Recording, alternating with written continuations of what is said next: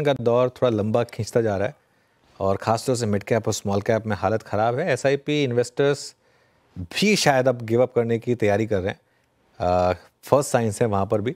ऐसे में निवेशकों को क्या करना चाहिए, इस पर बातचीत करने के लिए हमारे साथ बिग मार्केट वॉइसेस में जुड़े हैं आनंद राठी वेल्थ के डिप्टी सीईओ फिरोज़ अजीज़। फिरोज़ जी, गुड आफ्टरनून।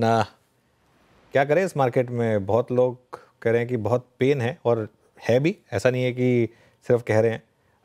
एक वन वे सेलिंग रही है मार्केट में पिछले 6 महीने में। आपकी क्या एडवाइस होगी? मेरी पहली एडवाइस तो ये होगी, अनुज जी को सुने, बिकॉज मैं भी वीकेंड पे कभी तो सुन रहा था आपकी कार में बैठ के बता रहे थे अपनी ड्यूटी कर रहे थे, आप कहीं ट्रैवल कर रहे थे, देन यू सेड दैट थोड़ी लोअर लेवल्स पे जाएगी, it is broken its resistance, मतलब support levels at the bottom. So कुल मिला के आई थिंक, देखिए क्या है कि ट्रेडर एक होता है, माइंडसेट होता है, एक इन्वेस्टर का माइंडसेट होता है। मेरे हिसाब से इन्वेस्टर माइंडसेट के लिए बहुत अच्छा समय है बाई करने का। ऑफ कोर्स जाहिर सी बात है, people will take you to the pinch of salt, बोलते हैं भाई तुम तो इक्विटी के हो, हमेशा बुलिश ही रहोगे। ऐसा नहीं होता है। अगर इन्वेस्टर है, 5 साल का पैसा है, 3 साल का पैसा है, तो कोई फिगर करने की बात नहीं है। इसके आंकड़े दर्शाते हैं। मैं क्या कहूंगा, आंकड़ों की जो मजबूती होती है वो कुछ ज्यादा ही बयान करती है। अगर मैं देखूं लास्ट 23-24 साल में से, जो अगर फाइनेंशियल ईयर में बॉटम हर साल का एक ट्रफ लिया जाए, अगर किसी को पता होता और भगवान उनको बता देते कि भाई ये ट्रफ है, तो मार्केट अगर उस दिन खरीद लेता तो 44% की 1 ईयर रिटर्न बनती।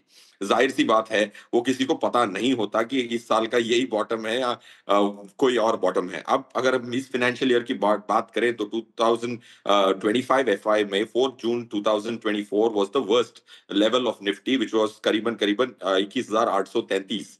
उससे हम 3-4% ही ऊपर हैं। अगर आज खरीदते हैं तो प्रैक्टिकली बॉटम की लेवल ही मान सकते हैं, अज्यूमिंग मार्च में और बॉटम नहीं एस्टैब्लिश होता। तो वर्स्ट रिटर्न रही है 11% की, बेस्ट रिटर्न रही है 60-70% की, और एवरेज रिटर्न रही है 44% की। देखो, किताबें तो कहती हैं अनुज सर कि नीचे खरीदें ऊपर बेचें, बट जज्बात वो करने नहीं देते, और हम आंकड़े दिखा के उसको करने पे थोड़ी ज्यादा संभावना लाते हैं हमारे इन्वेस्टरों की। And that's what I am trying to do on this channel of yours. Feroze भाई, एक और चीज़ जो मैं आपसे पूछना चाह रहा था कि मार्केट में अब काफ़ी लोग ये पूछ रहे हैं कि जो मिड कैप और स्मॉल कैप में जिस तरीके का पेन आया है, उसके बाद क्या यहाँ से अब पैसा शिफ्ट कुछ समय के लिए लार्ज कैप में कर ले, या फिर अभी भी मिड कैप और स्मॉल कैप में अपॉर्चुनिटीज़ हैं?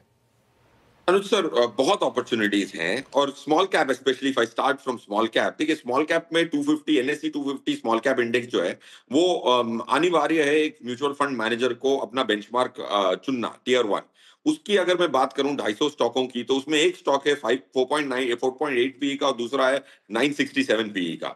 तो इन सबको एक ही नाम में दर्शाना स्मॉल कैप, ये मेरे हिसाब से थोड़ी वन साइज फिट्स ऑल की जो फिलॉसफी है वो उसको एक्सट्रापोलेट करना माना जाएगा। सो आई थिंक स्मॉल कैप में एक सबसे छोटा स्टॉक भी है, सबसे बड़ा स्टॉक 62,000 करोड़ का है। तो इसमें अगर आप बॉटम अप जाते हैं तो काफी सारे अपॉर्चुनिटीज हैं। अगर देखें जैसे कि ये जनवरी से जो गिरावट चालू हुई है small cap and mid cap में, तो उसमें अगर आप देखते हैं तो एक चीज निकल के आती है कि जो काफी सारे स्टॉक्स हैं जो इस क्रैश में बहुत मजबूत रहे हैं। अब मैं देख रहा था top 25 stocks of NSC small cap 250 इस कैलेंडर ईयर में, काफी सारे हैं जो पॉजिटिव हैं, 25 स्टॉक्स या 27 स्टॉक्स ही पॉजिटिव हैं। उनकी जो शेयर होल्डिंग पैटर्न है कितनी स्ट्रांग होनी होगी कि ऐसे गिरावट में भी उनका शेयर होल्डर डामाडोल नहीं होता। और लार्ज मार्केट कैप गिरना नहीं, गिरे नहीं ऐसी गिरावट में, तो वो बहुत अच्छा स्ट्रांग स्टॉक माना जाता है। उसकी ओनरशिप बहुत लॉन्ग टर्म ओनरशिप होती है, तभी ऐसा होता है। सो आई पर्सनली थिंक अपॉर्चुनिटी है, और अपॉर्चुनिटी के लिए बॉटम अप, और आपके चैनल पे तो काफी सारे अपॉर्चुनिटीज दिखाए जाते हैं, specially if they've gone through a stress test, करना चाहिए। बट अगर जेनरिक बात करूं मिड कैप और स्मॉल कैप में जो कार्नेज आया है, आई थिंक स्मॉल कैप का वाजबी है। मिड कैप में आप मानेंगे नहीं कि अब मैं, ऑफकोर्स आप तो ट्रैक कर रहे होंगे, 22-23% की अर्निंग्स ग्रोथ आई है Q3 में 150 स्टॉकों की, निफ्टी मिड कैप 150 की। बिल्कुल फिरोज़ जी, गुड आफ्टरनून। आपने कहा मौके हैं काफ़ी ज़्यादा, अभी वैल्यूएशन कंफर्ट लग रही है मार्केट में, लेकिन सेक्टर स्पेसिफिक अप्रोच अब कर रखते हैं। कौन से सेक्टर्स अभी आपको अच्छे लग रहे हैं जहाँ पे वैल्यूएशन कंफर्ट है इस गिरावट में और अभी हाथ लगा सकते हैं?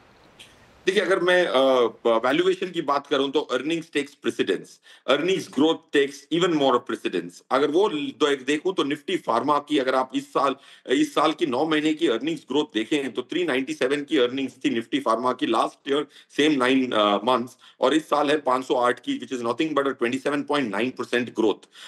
ये अगर आप डिमांड एंड सप्लाई के हिसाब से जाएंगे तो ऑफ कोर्स आज आज आज भी फार्मा डाउन है। मेरे आने से पहले भी फार्मा स्टॉकों का जिक्र हो रहा था। तो मैं कहता हूं अगर आप वैल्यूएशन देख रहे हैं तो बॉटम ट्रफ को पकड़ नहीं पाएंगे, अर्निंग्स को पकड़ें और 6-8 महीने की वेट करें और वो ट्रेंड रिवर्सल होता है। 27.9% अर्निंग्स ग्रोथ ऐसे समय में जहां निफ्टी की अर्निंग्स ग्रोथ 9% रही है, which I think is good. Q3 का भी 27.5 है, जहां पे आई थिंक अर्निंग्स जब स्लो डाउन हो गई सेकेंड और third quarter of this financial year में भी उसकी 34 और 27% की अर्निंग ग्रोथ आई है। So Nifty pharma is a good contrarian bet, not on the current demand and supply, but 1 साल 1.5 साल के perspective से अगर कोई स्टॉक्स को बॉटम अप चूज करना चाहे तो।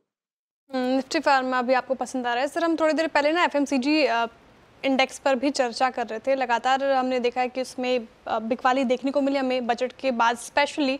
उसके बाद कल 2 दिन से इनफैक्ट कल और आज थोड़ी तेज़ी देखने को मिल रही है, कुछ स्टॉक्स में अच्छे मूव भी देखने को मिल रहे हैं। एफएमसीजी इंडेक्स पर आपकी राय क्या होगी? अभी लग रहा है आपको यहाँ पे बेट लगाई जा सकती है? बिल्कुल एफएमसीजी इंडेक्स में लगाई जा सकती है, क्योंकि देखिए अर्निंग्स ग्रोथ इस साल की ना के बराबर रही है। 1.1% की अर्निंग्स ग्रोथ है निफ्टी एफएमसीजी की। 956 की अर्निंग्स थी last year same quarter Nifty FMCG की, और इस साल 956 से अब 966 हुई है, ना के बराबर ग्रोथ आई है। बट ये जो बजट था जो प्रोपेल कर रहा है रूरल डिमांड को, और इंटरेस्ट रेट सेंसिटिव भी माना जाता है एफएमसीजी को, और रेपो रेट कट की जो साइकिल चालू हुई है, अगर 6-8 महीने में और एक या 50 पैसे की रेपो रेट की कट आती है और उसकी ट्रांसमिशन होती है, rate sensitive sectors will benefit, and I think Nifty FMCG can have a large impact, because इनकी रैली नहीं हुई है, इनकी अर्निंग्स ग्रोथ नहीं हुई है। बट आई थिंक जो टैक्सेशन की जो रियायत मिली है इस बजट में वो पूरी तरह से ट्रांसमिट नहीं होगी, क्योंकि लोग पहले से पुराने टैक्स रेजिम में थे और बेनिफिट ले रहे थे। जो 80,000 का बेनिफिट हम सब कह रहे हैं सबको मिलेगा, वो नहीं मिलेगा, क्योंकि काफी सारे लोग बेनिफिट तो ले ही रहे थे पुरानी वाली रेजिम में, बट फिर भी उसका जो किकर मिलेगा और रेट सेंसिटिविटी का जो किकर मिलेगा, I think it's a good sector from a defensive standpoint. Okay Feroze भाई, ये आईटी जो खास तौर से मिड कैप आईटी में बहुत बड़ी गिरावट आ रही है। अब आईटी इंडेक्स भी 200 मूविंग एवरेज के नीचे। जो यूएस में रिस्क बन रहा है वापस स्टैगफ्लेशन का, क्या बड़ी गिरावट आ सकती है यहाँ पर? और मेरा सवाल ये होगा कि क्या अभी मौका दे रही है वापस री एंट्री का? I think Anuj sir, for what ever its worth, मेरे हिसाब से और थोड़ी पेन बाकी है। ये री एंट्री का अभी भी मौका नहीं है मिड कैप आईटी में स्पेशली। अगर आप देखें तो काफी सारे एफआईआई पोजीशंस बिल्ड थे मिड कैप आईटी में, और एफआईआई के 2 किस्म के होते हैं, जो लॉन्ग टर्म वाले इंडेक्स वाले होते हैं और दूसरे होते हैं जो आप करते हैं या फिर हेज फंड्स होते हैं। वो बहुत जल्दी से एंटर करते हैं, बहुत जल्दी से एग्जिट करते हैं। मेरे हिसाब से अभी भी उनकी जो एफआईआई होल्डिंग है that's not got normalised to its initial level of 1 January 2024। तो मेरे हिसाब से अभी भी मैं कहूंगा कि थोड़ा वक्त और देना चाहिए मिड कैप आईटी की। अभी भी एवरेजिंग आउट का समय मेरे हिसाब से, like I said, for whatever it's worth, is not come yet. बिल्कुल, बहुत सारे सेक्टर्स की बात की हमने, फिरोज जी, निफ्टी, एफएमसीजी, फार्मा, आईटी, लेकिन एक बड़ा तबका है जो कंफ्यूज रहता है, stock market versus mutual fund. और जब मैं मार्केट का पंचनामा भी करती हूँ तो काफ़ी ज़्यादा सवाल आते हैं सोशल मीडिया प्लेटफॉर्म्स पे भी कि अभी जो मूड माहौल है मार्केट का, ऐसे में फाइनेंशियल मार्केट में एंट्री कैसे की जाए, स्टॉक मार्केट के थ्रू या म्यूचुअल फंड के थ्रू? हालांकि आप दोनों कवर करते हैं तो आप ज़्यादा बेहतर तरीके से समझा सकते हैं कैसे एंट्री की जाए फाइनेंशियल मार्केट में। मेरे हिसाब से श्रीजा जी, देखिए क्या है, माइंडसेट की बात है। अगर आप ट्रेडर हैं तो आपके पास तो कोई चारा नहीं है, तो डायरेक्ट इक्विटी ही करनी है आपको।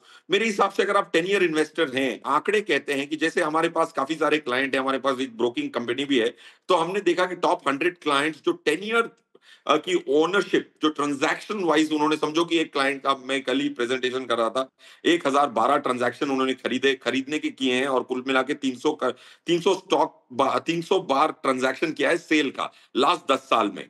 तो अब ये मैंने ये देखा कि ये अगर हर ट्रांजैक्शन करीबन करीबन 1300 ट्रांजैक्शन उसी दिन निफ्टी पे होते तो क्या होता। तो ये अमीर होते अगर ये सिर्फ निफ्टी करते तो। अगर ये एनालिसिस अगर सब कोई कर लें तो सिर्फ 10% लोग ऐसे निकलेंगे ट्रांजैक्शन वाइज निफ्टी को बीट कर पाने वाले, सिर्फ 10% निकलेंगे। वो 10% जिनका टेम्परमेंट है कि वो निफ्टी को बीट कर पाए, एटलीस्ट निफ्टी को तो बीट कर पाए, वो पहले ही डायरेक्ट इक्विटी करें। बाकी के लिए डायरेक्ट इक्विटी लॉन्ग टर्म के लिए समाधान नहीं है, क्योंकि वो मेजर नहीं करते। ना कि ब्रोकर आपको निफ्टी की अल्फा देता है, म्यूचुअल फंड की अल्फा देखते रहते हैं और खुद की अल्फा कोई कैलकुलेट करने के लिए तैयार नहीं है। जब हमने ये किया, 100 लोगों की हमने सिंपल रैंडम सैंपल लेके की, तो 93% वो underperforming are Anand Rathi recommended model mutual funds and 82% underperform Nifty.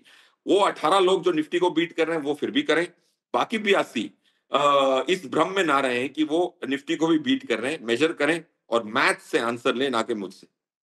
तो ऐसे ही शानदार एनालिसिस के लिए आप जुड़िएगा हमारे साथ मार्केट गुरुकुल में, क्योंकि फिरोज़ भाई वैसे बहुत कम करोड़पति लोग होते हैं जो अपना सीक्रेट शेयर करते हैं, बट फिरोज़ भाई शेयर करने को तैयार हैं। फिरोज़ भाई थैंक यू सो मच आज हमारे साथ जुड़ने के लिए और बात करने के लिए। Thank you sir.